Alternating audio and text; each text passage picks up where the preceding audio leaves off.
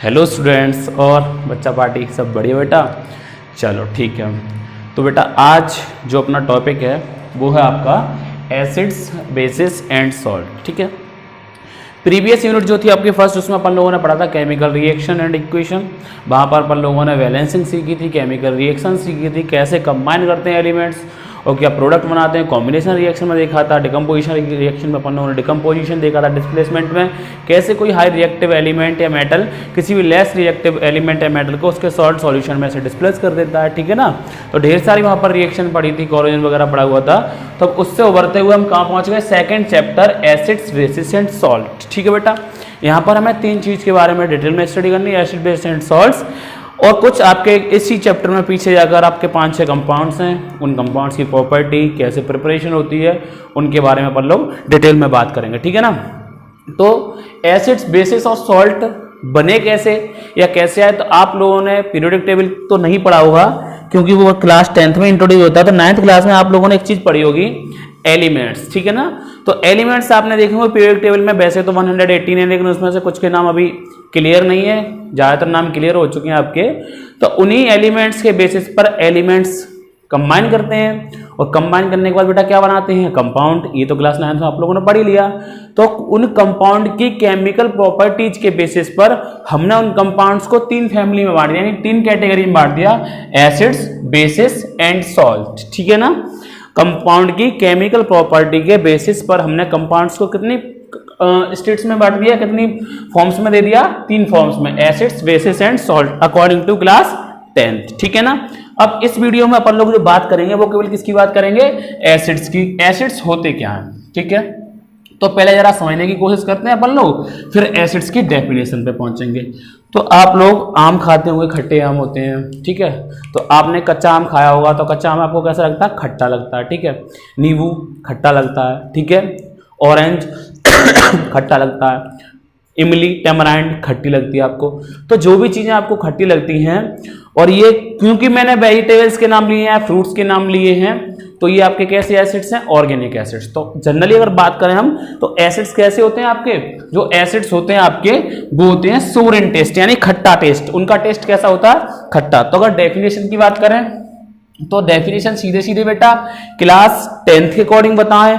वैसे तो डेफिनेशन कई सारी हो सकती हैं आपकी एसिड्स की, क्योंकि अलग अलग साइंटिस्ट ने अलग अलग डेफिनेशन बताई है, बट अपन लोग जनरल समझने की कोशिश करते हैं। तो acids are those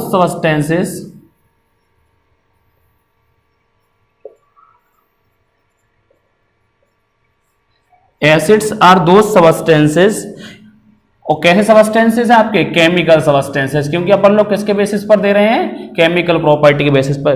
chemical substances which have a सोर टेस्ट,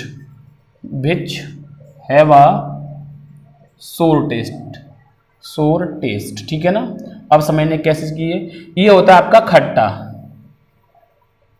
ठीक है ना, कैसा होता है आपका, खट्टा। जैसे अपने कच्चा मैंगो हो गया आपका, ठीक है, टैमराइंड हो गई आपकी, ठीक है, विनेगर सिरका हो गया, वगैरह वगैरह। तो ये तो आपकी डेफिनेशन हो गई। ठीक है, कभी कभी क्लास 10th में एक और डेफिनेशन है आर्गेनियस के अकॉर्डिंग, तो उस डेफिनेशन को समझ लीजिए, बट उस डेफिनेशन को आगे चल के समझना था, लेकिन मैं फिर भी समझाने की कोशिश कर रहा हूं। ठीक है, जैसे मान लीजिए मेरे पास कोई HCl है, ठीक है, इसका नाम क्या है बेटा, हाइड्रोजन क्लोराइड।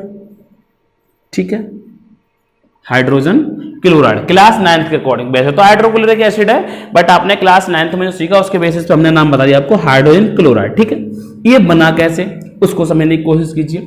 तो हाइड्रोजन का नंबर कितना होता है एटॉमिक, 1, और क्लोरीन का बेटा कितना होता है, 17। ठीक है, इसके लास्ट में कितना आया, 1। अब लास्ट बोल दो या पहली से बोल दो, क्योंकि बेचारे के पास एक ही है। इसमें बेटा 2, 8, 7। ठीक है, ये अपना ऑक्टेट कंप्लीट करेगा, नहीं 8 इलेक्ट्रॉन्स पूरे करने हैं, इसको अपना 2 करने हैं, क्योंकि पहली सेल में कितने इलेक्ट्रॉन्स आते हैं आपके, 2। तो ये क्या करेगा, हाइड्रोजन अपना 1 इलेक्ट्रॉन उठा के किसको दे देगा, इसको, और ये ले लेगा। तो हमने मान लीजिए ये ऐसे करके क्रॉस से रिप्रेजेंट कर दिए इलेक्ट्रॉन्स क्लोरीन के, तो 1 2 3 4 5 6 7। ठीक है, इसका इलेक्ट्रॉन ये हमने गोले से रिप्रेजेंट कर दिया। पॉइंट से, इसने अपना उठा के किसको दे दिया, इसको दे दिया होगा। अब ये गोला यहां से उठ के किसके पास चला गया, इसके पास। आपको पता है इलेक्ट्रॉन के लेने देने से ही तो अपन लोग आयंस बनाते थे, तो इस पर कैसा आ गया होगा, ले लिया तो निगेटिव आयन, इस पे कैसा आ गया होगा, पॉजिटिव आयन। तो जो पॉजिटिव आयंस देते हैं आरएनएस के अकॉर्डिंग वो भी क्या कहलाते हैं आपके एसिड्स, यानी दो substances which gives H+ ion in aqua solution. ठीक है, यानी दो सबस्टेंसेस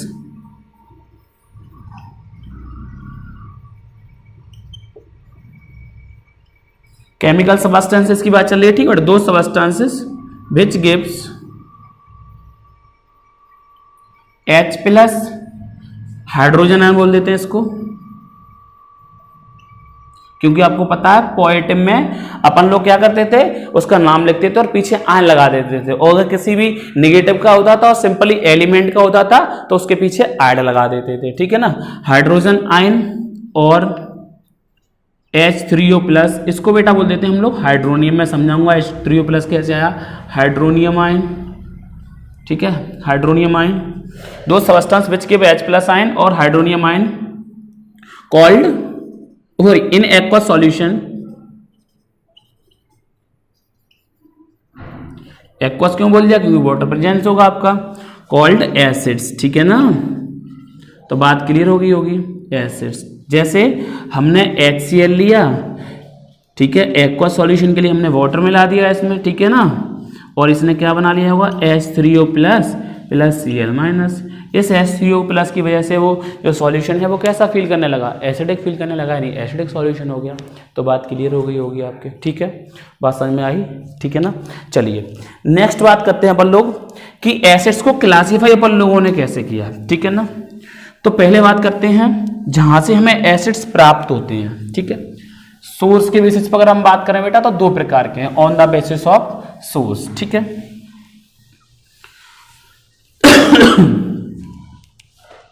नंबर 1 ऐसे लिखे दे रहा हूं मैं पहले, क्लासिफिकेशन ऑफ एसिड।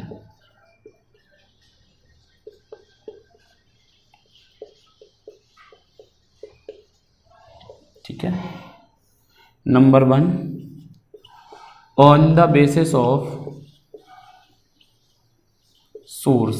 सोर्स समझ गए होंगे आप, जहां से हमने उनको प्राप्त किया है। तो जहां से हमने उनको प्राप्त किया है उसके बेसिस पर एसिड कितने प्रकार के हैं, जनरली दो टाइप के हैं आपके। पहला ऑर्गेनिक एसिड और दूसरा मिनरल एसिड। ठीक है, तो समझ गए होंगे, अर्थ के मिनरल से प्राप्त होगा तो मिनरल एसिड, और ऑर्गेनिक एसिड क्या होगा, जो जनरली आपका प्लांट से या एनिमल से मिलेगा, उसे हम क्या कहेंगे, ऑर्गेनिक एसिड। यानी the acids present in plants, the acids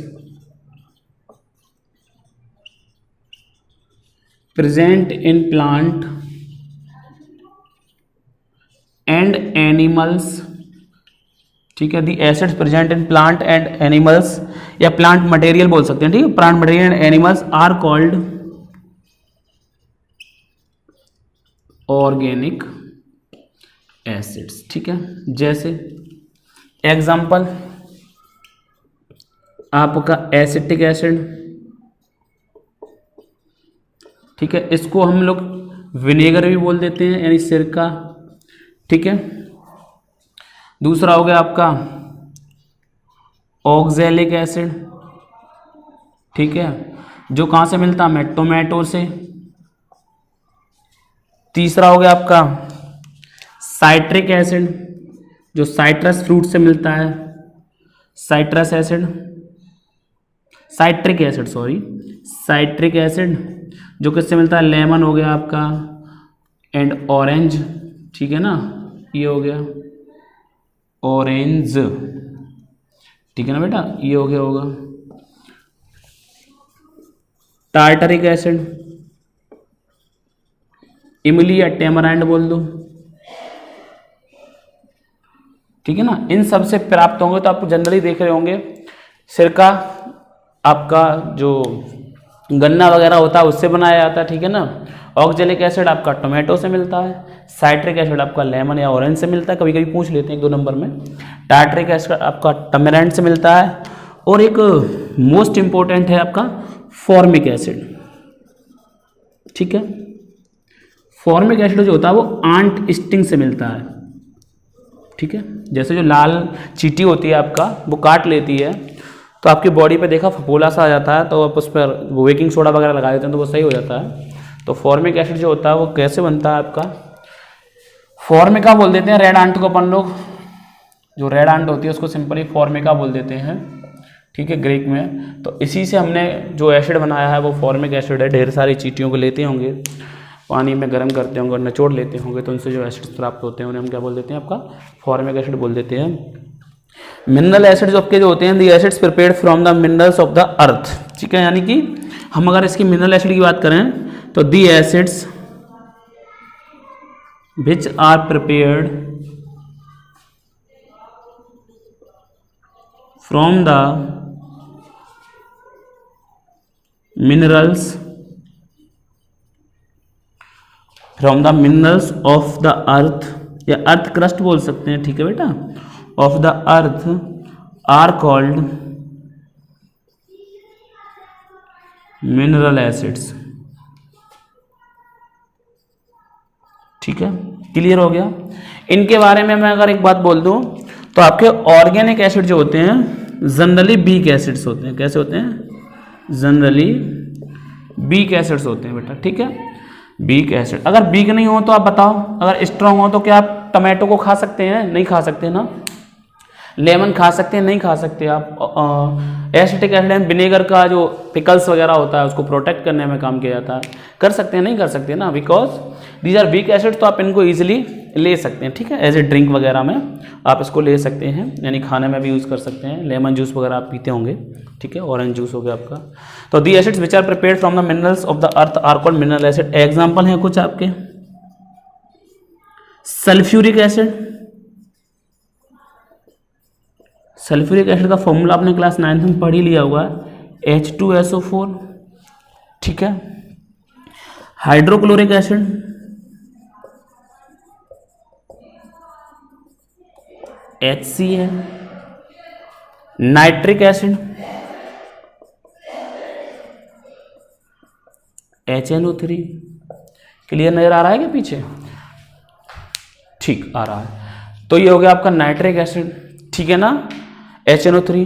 अब बेटा आपको पता है केमिस्ट्री है तो एक्सेप्शन तो होगा ही होगा, तो एक्सेप्शन को जरा समझ लीजिए। क्या एक्सेप्शन है? तो मिनरल एसिड में एक एसिड हमारे पास होता है कार्बोनिक एसिड, ठीक है। तो वो कार्बोनिक एसिड जो होता है वो हमारा वीक होता है, तो मैं यहाँ लिख दे रहा हूँ एक्सेप्शन, ठीक है। किसका? इसका एक्सेप्शन है carbonic acid is the mineral acid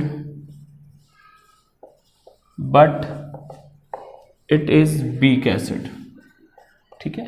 बाकी मोस्टली ये सब कैसे हैं आपके? स्ट्रॉन्ग एसिड्स हैं, ये सब कैसे हैं आपके? स्ट्रॉन्ग एसिड हैं। बट जो आपका कार्बोनिक एसिड है मिनरल एसिड का, वो कैसा है आपका? जो वीक एसिड है, ठीक है ना। तो बात क्लियर हो गई होगी। एक चीज़ और समझने की कोशिश कीजिएगा, हम लोग जो बोल देते हैं ऑर्गेनिक वगैरह, तो ऑर्गेनिक की बेटा कंडीशन समझ लीजिएगा। ऑर्गेनिक कंपाउंड की जो कंडीशन है, वैसे तो यूनिट 4 में बात करते हैं बट समझा दे रहे हैं आपको। इनमें मैं हिंदी में लिख दे रहा हूँ, इनमें कार्बन अगर हाइड्रोजन से सीधा जुड़ा रहेगा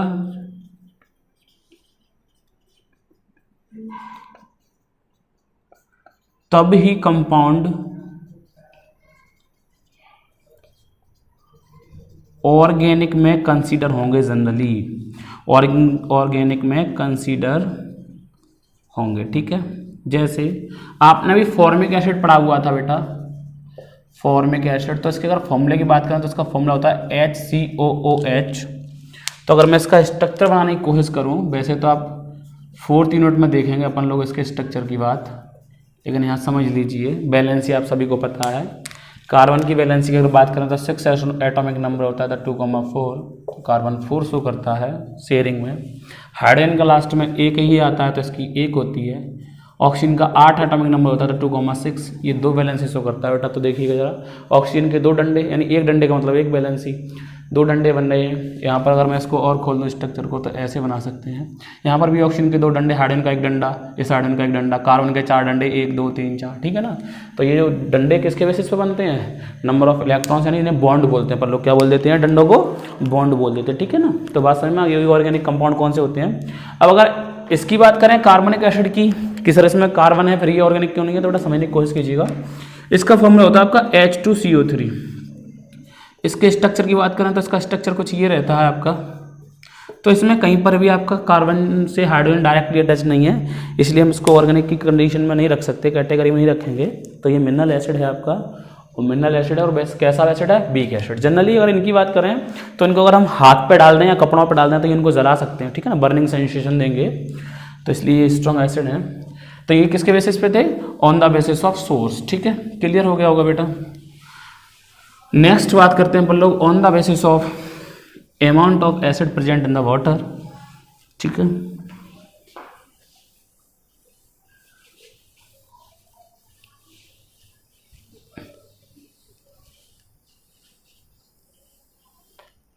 तो जनरली हमने जान लिया कि जो सभी मिनरल एसिड थे वो हमारे कैसे थे, स्ट्रॉन्ग थे, ठीक है। और उसमें जो वीक थे वो कैसे थे, आपके ऑर्गेनिक एसिड जो थे वो वीक थे। अब बात करते हैं अपन लोग नेक्स्ट कंडीशन की। तो on the basis of dilution, दूसरा जो पॉइंट है वो है on the basis of dilution या अमाउंट ऑफ वाटर बोल सकते हैं आप लोग। डाइल्यूशन का मतलब ही रिलेटेड होता है आपका वाटर से, और डाइल्यूशन, छोटे बच्चे हैं तो छोटे बच्चों के अकॉर्डिंग ही समझेंगे, ठीक है ना, समझ रहे हैं ना आप, छोटे बच्चे हो 10th में, तो अब छोटे बच्चों की तरह ही समझने की कोशिश कीजिएगा। तो इसमें पहला बेटा है वो है आपका नाम से डाइल्यूट एसिड, और जो दूसरा है बेटा आपका वो है आपका कॉन्सेंट्रेटेड एसिड, ठीक है ना। अब लैब में जाएंगे, वैसे तो 10th क्लास में लैब करानी चाहिए, ठीक है, और जाएंगे भी आप लोग, तो आप देखेंगे वहाँ कांच की छोटी छोटी शीशी रखी होंगी, उस पर लिखा हुआ डाइल्यूट HCl या डाइल्यूट सल्फ्यूरिक एसिड या डाइल्यूट HCl का मतलब हाइड्रोक्लोरिक एसिड, या कॉन्स CONC, कहीं कहीं कॉन्स डॉट, कहीं कंसनट्रेटेड पूरा लिखा होगा, शॉर्ट में कॉन्स बोल देते हैं, CONC डॉट।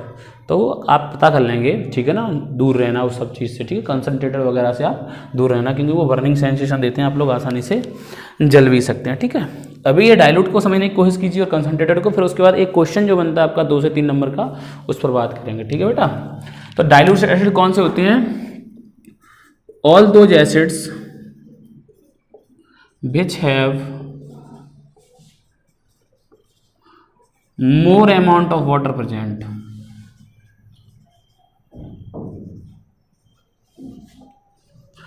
या which contains more amount of water, ठीक है, which contain more amount of water, ठीक है। उन्हें हम क्या बोल देते हैं, dilute acids, example dilute HCl, dilute H2SO4, ठीक है ना। जनरली कोई भी एसिड है आपके, आप डाइल्यूट कर सकते हैं पानी के अमाउंट को बढ़ा के उसमें। अब पानी का अमाउंट कैसे बढ़ाएंगे उसको मैं अभी डिटेल में बताऊंगा, वहाँ से क्वेश्चन आपका बनता है, ठीक है। Concentrated those acids which contain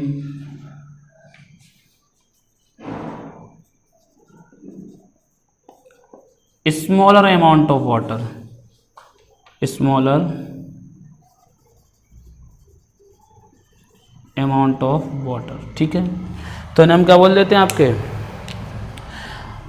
concentrated. Example बेटा वही है, बस आगे कॉन्सेंट्रेटेड लगा लेते हैं, कॉन्सेंट्रेटेड HCl, कॉन्सेंट्रेटेड H2SO4, ठीक है, कॉन्सेंट्रेटेड HNO3, ठीक। अब बात हम कर रहे हैं कि डाइल्यूशन किया कैसे जाता है, ठीक है। क्या बात कर रहे हैं बेटा अपन लोग, डाइल्यूशन होता कैसे है, डाइल्यूशन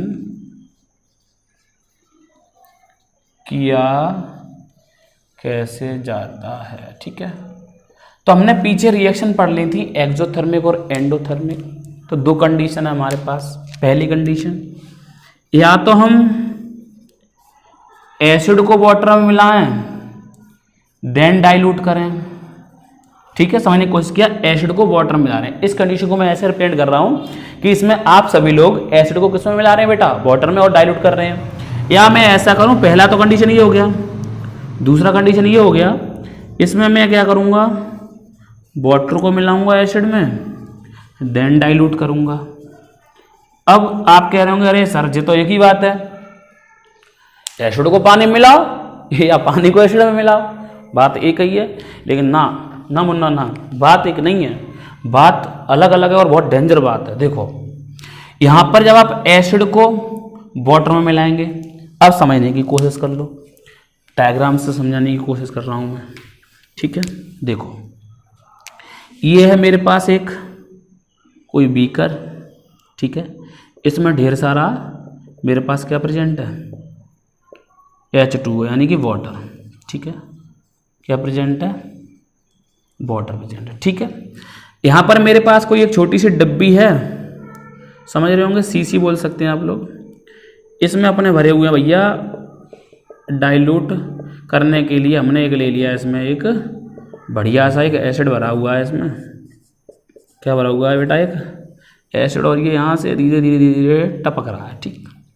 और ये एक बढ़िया से एकदम रॉड ले लिए ग्लास की, उससे हम इसको स्टायर करेंगे, घुमाएंगे, ठीक है ना। ये रॉड है साहब एक बढ़िया सी, जिससे हम क्या करेंगे, इसको स्टायर करेंगे, ठीक है ना। तो देखिए जरा समझने की कोशिश कीजिएगा इसको। तो जब मैं इसको यहां डालूंगा तो मेरे पास क्या है, पहले क्या है present, large amount of water, क्या प्रेजेंट है, लार्ज अमाउंट ऑफ वाटर, और मैं इसको धीमे धीमे धीमे धीमे स्टार करता रहूंगा, जिससे ये एसिड इस वाटर में मिलने के बाद जो सुनिएगा, जो आप इसको इसमें मिलाएंगे तो यहाँ से अमाउंट ऑफ हीट रिलीज होगी। अब चूंकि हमारे पास वाटर ढेर सारा है, तो ये ढेर सारा वाटर उस हीट को क्या कर लेगा, एब्जॉर्ब कर लेगा, और जो रिएक्शन होगी वो आसानी से कंप्लीट हो जाएगी, एक्सोथर्मिक टाइप की, ठीक है। पहली बात क्लियर हो गई होगी।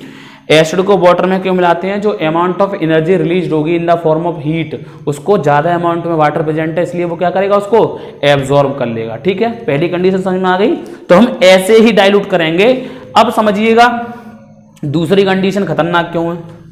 अब क्या करना है हमें, अब हमारे पास जो चीज वाटर थी वहां पर हमने क्या कर दिया, अब वहां हमने कर दिया एसिड। अब समझिए भाई, अब जो हमने कर दिया यहां पर कोई एसिड, ठीक है, और ये हमने ऊपर से डालना शुरू कर दिया। ये मान लीजिए हमारे पास कोई व्यवस्था है, ये पानी की, इसमें ये वाटर के मॉलिक्यूल भरे हुए हैं, वाटर है ढेर सारा, H2O है। अब जब मैं यहाँ से वाटर को डालूंगा बेटा, तो एसिड कैसा है आपका, बहुत ज़्यादा अमाउंट में है। रिएक्शन कैसी होगी, हाईली एक्सोथर्मिक, ठीक है। और हाईली एक्सोथर्मिक होगी तो हीट की वजह से ये आपका बॉयल हो जाएगा, और सॉल्यूशन में से क्या होगा, ये स्प्लैश आउट कर जाएगा, सॉल्यूशन क्या कर जाएगा, स्प्लैश आउट, और आपके फेस पर या आपके हाथ पर ये गिर सकता है, जिससे आपको वर्न हो सकते हैं, आपको इंजरी हो सकती है। तो इसलिए हमें ये रिकमेंड किया जाता है कि एसिड को वाटर में डाल के वाटर में मिलाकर डाइल्यूट करना है, ना कि वाटर को एसिड में डाल के। तो हमारा जो करेक्ट प्रोसीजर है वो क्या सही है, हमारा ये सही है, ठीक है, ये गलत है। तो बात क्लियर हो गई होगी। तो यहाँ से आपका एक क्वेश्चन बनने का चांसेस है। पहला क्वेश्चन जो बनता है अब तक की थ्योरी में वो यहीं से बनता है आपका बेटा, कि हमें ये रिकमेंड क्यों किया जाता है एसिड को वाटर में मिलाना है, ना कि वाटर को एसिड में। तो आप आसानी से लिख सकते हैं, जब हम एसिड को वाटर में मिलाते हैं तो जो अमाउंट ऑफ हीट की फॉर्म में रिलीज होती है, तो वो अमाउंट ऑफ हीट जो होती है वो वाटर एब्जॉर्ब कर लेता है और सॉल्यूशन स्प्लैश आउट नहीं होता। जबकि इस केस में वाटर को जब हम एसिड में मिलाते हैं तो एसिड लार्ज अमाउंट में होता है, ढेर सारी हीट रिलीज होती है। उस हीट रिलीज होने की वजह से, वो हीट की वजह से सॉल्यूशन आपका विगोरस रिएक्शन होती है, तो सॉल्यूशन आपका स्प्लैश आउट कर जाता है और आप जल भी सकते हैं वहां पर, ठीक है। तो डाइल्यूट हो गया, कॉन्सनट्रेटेड हो गया, ठीक है। अब बेटा समझिएगा, और अब हम जो इस सब के नतीजे के बाद पहुंचे, तो हम पहुंचे डाइल्यूट और कॉन्सनट्रेटेड के बेसिस पर स्ट्रेंथ ऑफ एसिड, किस पर पहुंचे, स्ट्रेंथ ऑफ एसिड। फिर हम एक और टाइप पढ़ेंगे एसिड का, स्ट्रॉन्ग एसिड और वीक एसिड क्या होते हैं। तो स्ट्रेंथ ऑफ एसिड क्या होता है आपका, किसी भी सॉल्यूशन में, तो सॉल्यूशन का है एसिड का, उसमें कितना number of H plus ion present है, ठीक है। दी नंबर ऑफ, मैं शॉर्ट में लिख रहा हूं, ठीक है ना, आप डिटेल में लिख लेना। The number of H plus ion present in the solution, present in the acidic solution, ठीक है। The number of H plus ion present in the acidic solution आपको क्या बताएंगे, स्ट्रेंथ ऑफ एसिड, ठीक है। पहला, if more number of H plus ion then higher strength, ठीक है। दूसरा, सेम, जहां मोर है वहां लेस कर दीजिए, और जहां हायर है वहां लेसर स्ट्रेंथ कर दीजिए, ठीक है। अब इसी के बेसिस पर हम कंडक्टिविटी की बात कर लेंगे, ठीक है। तो अभी हम आगे बढ़ेंगे डाइल्यूशन पर और कॉन्सेंट्रेटेड पर, स्ट्रॉन्ग और वीक एसिड की फिर से बात करेंगे हम कि कैसे आयोनाइज होते हैं। तो on the basis of ionisation है, तो मैंने पहले समझा दिया आपको, जिसमें number of H plus ion ज़्यादा होंगे वो हायर स्ट्रेंथ वाला होगा, और जिसमें number of H plus ion कम होंगे वो आपका लेस स्ट्रेंथ वाला होगा। तो इसी के बेसिस पर अगर हम बात कर लें स्ट्रेंथ के बेसिस पर, तो दो प्रकार के सॉल्यूशन है, स्ट्रॉन्ग सॉल्यूशन और वीक सॉल्यूशन, ठीक है।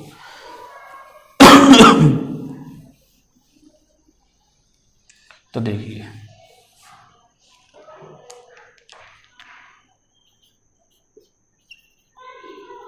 स्ट्रॉन्ग एसिड्स, ठीक है, स्ट्रॉन्ग एसिड्स, तो समझिए बेटा जरा इसको। तो स्ट्रॉन्ग एसिड्स क्या होते हैं, तो आपने अभी डाइल्यूशन पढ़ा था, अब ऐसे ही आयोनाइजेशन होता है आपका, ठीक है। डाइल्यूशन में क्या पढ़ा था अपन लोगों ने कि एसिड लिया था हमने और वाटर लिया था, वाटर को नीचे रखा था, हमने धीमे धीमे एसिड डालना शुरू किया, तो उससे हमारा जो एसिड था वो कॉन्सेंट्रेटेड से किस में आ गया, डाइल्यूट हो गया, ठीक है, यानी वीक एसिड हमने उसको बना लिया। अब हम उसका यूज कर सकते हैं आसानी से, ठीक है ना। तो स्ट्रॉन्ग एसिड्स बेटा अगर हम बात करें तो ये number of H plus ion के बेसिस पर हैं, तो हम बोल सकते हैं N acids which are completely ionized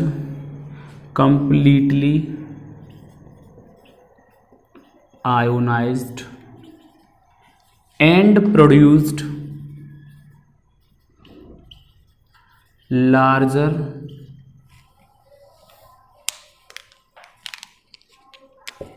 amount of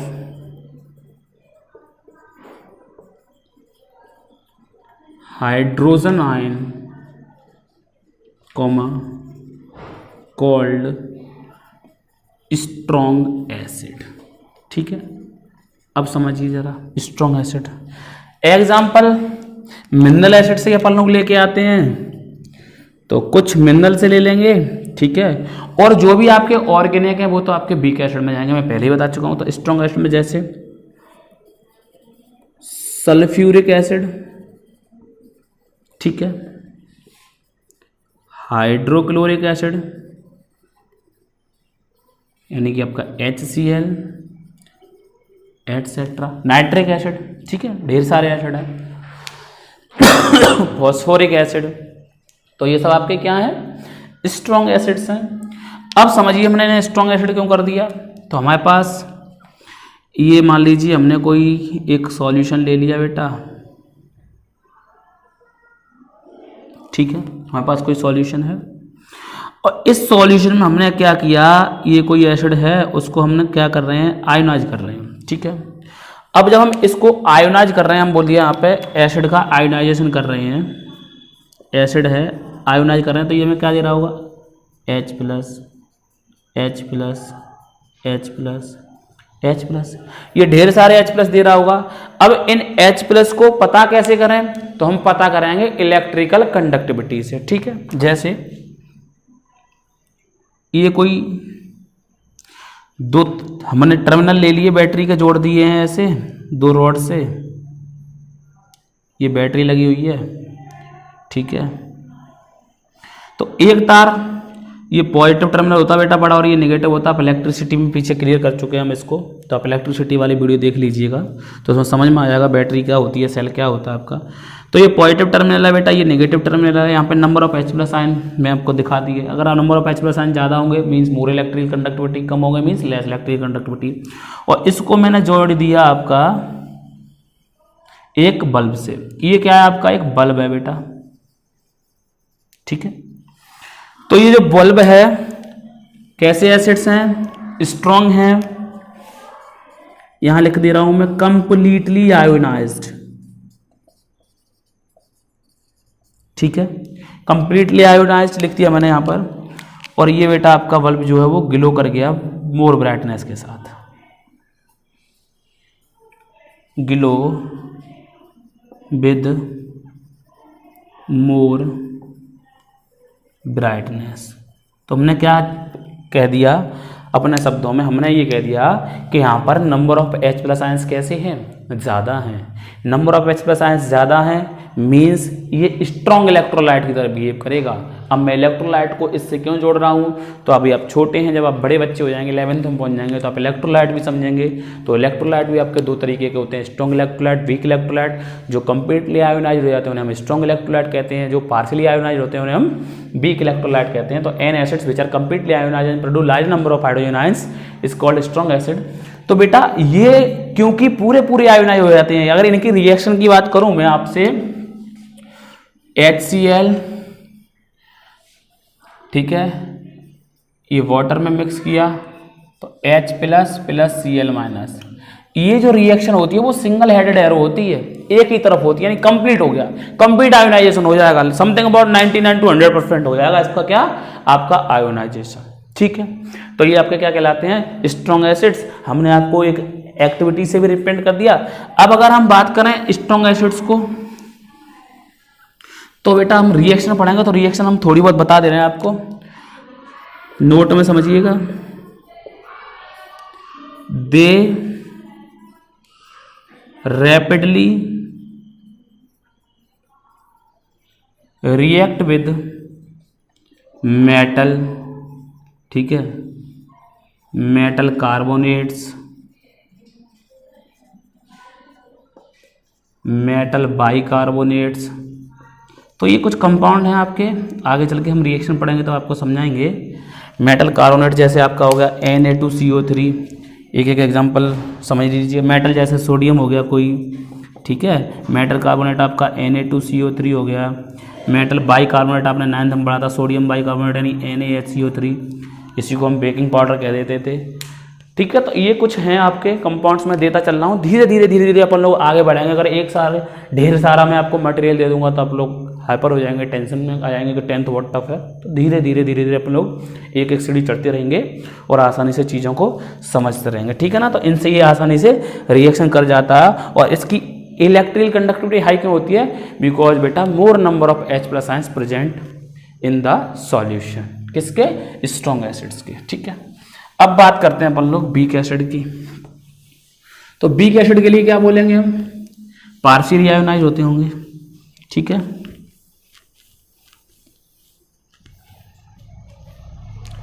तो वीक एसिड्स, ऑल दो एसिड बोल दो, N acid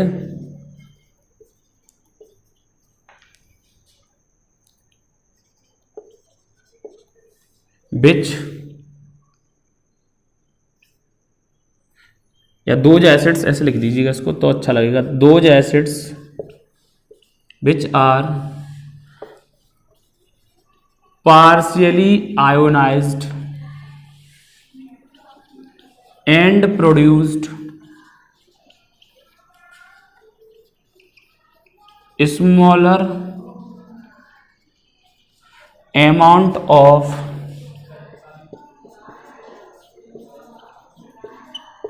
hydrogen ion, called smaller amount of hydrogen ion called weak acid। तो ये आपके क्या कहलाएंगे, वीक एसिड्स कहलाएंगे।